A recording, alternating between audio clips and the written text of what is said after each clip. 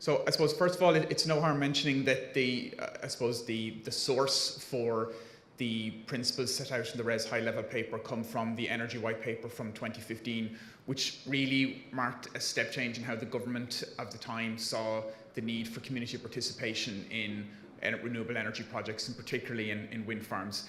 And actually, if you look at the proposals there and you look at what's in RES, what is actually sometimes a little bit dispiriting to me is how closely they match, which almost suggests there wasn't a huge amount of evolution in thinking since what was in the Green Paper. The principles stay the same, but how far along has the department and of other people, and of us for that matter, moved in deciding how we will actually implement those principles, how we will support community participation, how we will enable communities to benefit from the projects that we're involved in. Moving on to RES, and I suppose the three key principles that were outlined there: community ownership and partnership in the development of wind energy projects and of renewable projects in general, put at the heart of it. So just to go through the three main sections I'm going to talk about. The first is community benefit proposals. As I'm sure you are, a mandatory requirement of a €2 per megawatt hour investment in a community fund, a national community benefit register to be established. There's something similar to that currently already in operation in Scotland. We're going to talk a little bit about how IWEA wants to respond to that. This isn't explained in great detail, but the approach will be standardised. It's not clear whether that's just simply a reference to €2 a megawatt hour, or whether they want the community benefit schemes to adhere to certain standard principles or concepts. And I suppose that the last point I want to talk about a little bit this is the huge financial opportunity that this represents for rural communities. David, our CEO, is from Ballyhaunis, that little kind of Mayo enclave surrounded by Roscommon, and my parents are from small villages in East Galway. And you think about what millions of euro of investment over a period of 10 to 15 years could do to those communities. Many of them are really struggling to get by. And when you talk about rural communities, when rural Ireland comes into picture, it's often in the context of banks closing, post offices closing, Garda stations closing. I think we need to see and communicate to those communities the potential for renewable energy to be really driving rejuvenation, not just to be paying for the current expenditures or the current things they might want in their community, but enabling them and empowering them to be able to develop their own communities in the long term. But there are some of the questions that have been coming up from the members in our Community Engagement Committee around how this community benefit scheme would work. One of the interesting things is, while many of our members have these already in place, they take different approaches. So in some cases, the company who owns and runs the wind farm, they run the community benefit project. You apply to them, they decide who gets the money, they disperse the money. Others of our members use third parties. So some use CCAD, for example, the South East Community Development Organisation. I know the Community Foundation Ireland has also worked in these projects where you bring in a third party to be responsible for the administration of the scheme, partly maybe to get that little bit of distance, but also some of those organisations will be very good at identifying matching funding. I suppose the second point is how we can enable the Community Benefit Fund to maximise community participation, while also ensuring that good governance is followed through, and also what those funds are used for. And again, this is something that we've been hearing from some of our members. They want the money that they are putting into the Community Benefit Fund to be used to support energy projects, to be used to support renewable energy. And there's a great deal of logic and a great deal of sense to that.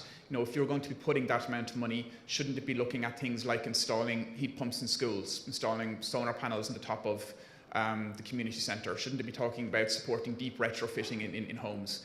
Aren't there ways that we can take existing SEI grants and match it perhaps to a community benefit fund, and I suppose push forward the electrification and the renewable energy agenda? The challenge there would be, what if that's not what the community actually wants us to do? We might want that money to go towards energy efficiency and electrification. The community might want to spend that money on something else. So there could be a contradiction to be worked out down the line as how we ensure maximum participation and control by the community of the money. We're also trying to use it to drive forward the kind of changes that we need to decarbonise the economy. And I suppose then that the last point, RES talks about variations in contracts, possibly for different technologies. And I think that's something that we'll need to explore with the department as well. If participation in the scheme is €2 a megawatt hour while you're in RES, your project will go on a lot longer than that. As we heard in some of the earlier presentations, the lifetime of the wind farm could be 25, 30 years. If you're in RES for 10 to 15 years, what happens then when you leave RES in the Community Benefit Fund, and how do you communicate and prepare the community for potential changes if the fund continues to exist, but perhaps at a smaller level than before? The community investment aspect of it is one of the areas that a lot of our members have been highlighting to us. It's a mandatory requirement that all projects under the Renewable Energy Support Scheme would need to attempt to attract people to invest in it. So they need to register interest at pre-auction, and then if the project is successful, offer people to take up the opportunity that they expressed an interest in. It's defined as a single offering to all residents within 10 kilometres, with priority given to those within 5. And there's no minimum level. We'll come back to that one in a second. There's no punishment or requirement for you to hit a specific target. If you make every good faith effort you possibly can to get the local community or individuals in the local community to invest in your wind farm, and they choose not to, then that's their choice. You've done your job in terms of your role under the Renewable Energy Support Scheme. What we've been hearing back from our members on this are agreement with the principle of it, but concerns on the practice, and that's something that we're going to be working on in the coming months.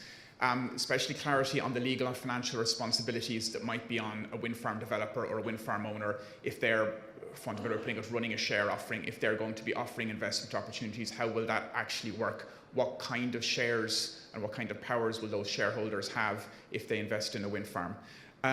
What kind of supports are going to be there to enable communities to really engage in this? The high-level paper, and I'll touch on it again when I get to community-led projects, talks about trusted intermediaries being put in place, about financial supports, about expert advice, but doesn't really say who are those trusted intermediaries, where's that financial support coming from, and where's that expertise going to come from. And I think that's something we're going to need to work on, because if I'm developing a wind farm and I'm going out and I'm offering this investment opportunity to the local community, they're going to want to talk to somebody who's a neutral third-party expert rather than just rely on me as somebody who obviously as a wind farm developer would have a vested interest.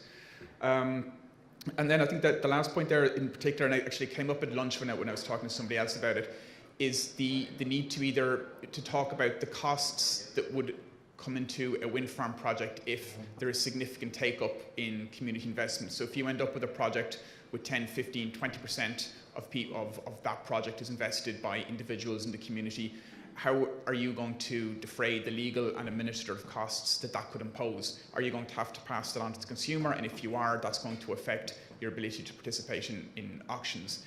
If you're not, where is the money going to come from? And how will banks respond to substantial numbers of individuals investing in those projects? I just want to be key. These are surmountable problems, and I think they can be made to work. But I think we as a sector and as an industry need to be able to set out to the department how they can be made to work. Actually, people will have received the IWEA Autumn magazine when you register today. And if you get a chance, there's a really interesting interview with Pauline Gallagher, who is a Scottish woman who runs the Neilstown Community Development Trust. And in about 2013, this community group in Neilstown heard that wind farm was going to be developed in their area. They had an existing community trust that had an interest in renewable energy, so they decided that they would invest, or they would try to invest in the wind farm. They went out and they raised 896,000 sterling, and they were able to do that because there was an infrastructure and a financial infrastructure in place in Scotland for them to identify and find that money. They invested that in the wind farm and ended up owning 28% of the wind farm, which was then sold about 3 years later, and they made a decision to sell their 28%. The result of that was they were able to pay off all of their debts. So all of that money they borrowed to get the 896 grand sterling, they paid off.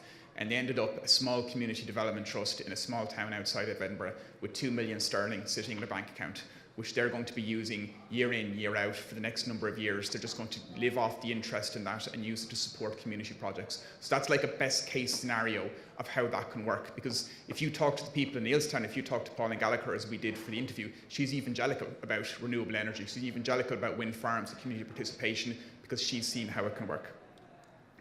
And then I suppose lastly to touch on the community-led projects. These aren't specifically defined within the paper. There's a reference to a set of criteria. It's not clear whether that just means 51% or more of the wind farm to be opened. 10% of capacity in the second round of RES to be reserved, and this will range between 5 to 15% in the future. No bid bonds, which is interesting, was something that James mentioned in his earlier presentation about the importance of bid bonds in the process. And again, the trusted intermediaries arise as to who those people would be and what their role would be. So I suppose that the questions, again, coming back from members, how will we actually define community-led wind farms? How will we define them if the level of community ownership changes? What kind of structures will those community wind farms be? When you're looking at community investment, for example, when you read the high-level paper, it only ever refers to individuals, that you're offering individuals living within 10 kilometres the opportunity to invest in your wind farm. It doesn't refer to entities or financial organisations or, as Pauline Gallagher's example, a community development trust. So what structures will be there to allow a group of people to come together and either invest in a wind farm or to lead a community-led wind farm themselves? If the community-led reserve is not taken up, that 10%, you would hope and you would assume there would be recycled back into the auction, but that's not specified in the high-level paper. And then again, I think the financial and technical supports that will be provided. The picture there, and I think it's the same picture that Giles used in his presentation earlier on, is, as I'm sure most of you recognise, from Tipperary Wind Farm in Tipperary, which is still the only community-led, owned and operated wind farm in the country. And if you talk to the people involved in putting that together, it took 12 years for them to get from this will be a good idea to actually having the wind farm up and running and generating electricity. That's an enormous commitment of time and energy and an enormous effort to find the financial and the technical expertise to build a wind farm. So if you're a community group that wants to do this, you're going to need huge resources. And where are those going to come from? Are they going to come from the wind industry sector? Are they going to come from community organisations already out there, like, for example, Irish Rural Link? Or are they going to come from the department? And how are those going to be funded and supported? So in terms of coordinating our response, and I'd just like to say in his earlier contributions, David was at pains to highlight the role that members play in this. So I just wanted to salute that as well. The Community Engagement Committee is chaired by Emmett Egan from ABBA Wind, and they set up 3 specific working groups that are looking at 3 different parts of how we respond. So Karina Denigan from Bord is leading a group that's working on a community engagement handbook. George Tottenham from Inigi got the easy one, the models of community benefit, investment and ownership of wind farms. And then we've got a group headed up by Andy, who's going to be speaking in a moment or two, talking about communications. So each one of those working groups is up and running. The Community Engagement Committee was set up maybe 2-3 months ago, so it's got its work underway. And I suppose this is a shout out to members or to experts who might be interested in supporting or assisting us in that work to maybe make themselves known or to get in touch. We don't pretend to have all of the answers. In fact, at the moment, we're finding more and more questions. So any kind of assistance or guidance or offer to do the work, frankly, would be more than welcome. In terms of what coordinating our response means, in terms of the handbook, this is the piece of work that Karina is leading on. I should actually mention that all of those members, other than Karina, unfortunately, are here. So George and Emmett and Andy are all about if you want to get the chance to talk to them.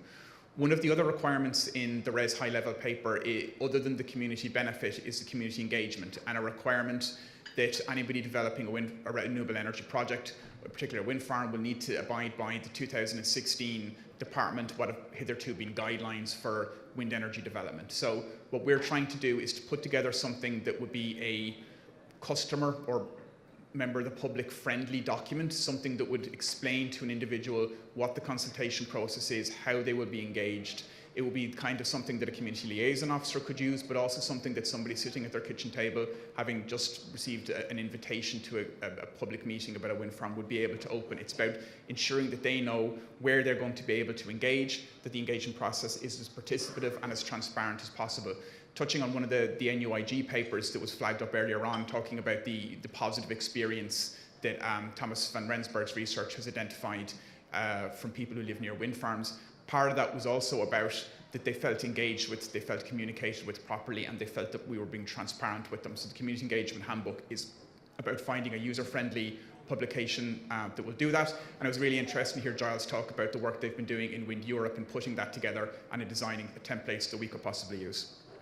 The benefits and ownership, I suppose I've spent most of the presentation on that, so I won't spend a lot of time, but what I suppose we're trying to identify is what we can do to ensure that communities can invest in wind farms, but also that whilst we facilitate that as much as possible so the communities can be part of the energy transition, so they can benefit from renewable energy, we can't do it in such a way that it makes the actual development of those wind farms impossible, that it makes it too difficult, that it makes it too challenging, that we end up with a situation with people investing in wind farms that we just can't get off the ground because of the administrative burdens that puts on the developments. And then lastly, I suppose the third working group that we're working on at the minute is communications. And this is, I suppose, trying to tell the more positive story about wind energy, and the reports that Mark Turner spoke about earlier on for Baringa will be part of that, explaining the benefits the wind energy bill delivers to local communities, but also working on other aspects of the RES high-level paper. So I mentioned earlier on the National Community Benefits Register. One of the pieces of work that Andy's team is doing is trying to design that register, to design exactly what it would look like and how it would operate, so that you end up with something that if you're a wind farm operator, that you have a template that you can use to report year by year on what your community benefit fund has been used for and where it's gone. And I think it's part of us being able to go back to the Parliament, not just all the time with questions, although we're very entitled to those questions, but also coming back with solutions. You say you want a National Community Benefit Register, this is how we think that could work. So those are, I suppose, the main pieces of work that we're engaged in at the moment. The, I suppose, sense of urgency on us is that the proposal is that the RES high-level paper would, or the RES auctions would start in the second half of 2019, judging by the response we've been getting from people over the course of the last day and a half, and also from the question I think that went to Bill and James. I think it's fair to say there's a great deal of doubt in how that's going to, and whether that's going to happen or whether those deadlines are going to be made. What we want to try and do is to feed into the discussions that are taking place in the department, to stimulate those discussions where there are things they may not have considered and where we might be able to supply some guidance or some expertise, and to try and ensure that when RES comes out, that the community investment options and the community benefit options that are there are robust, that they're fair, they're transparent, they support communities, but also critically they support the continued development of renewable energy in Ireland. Thank you.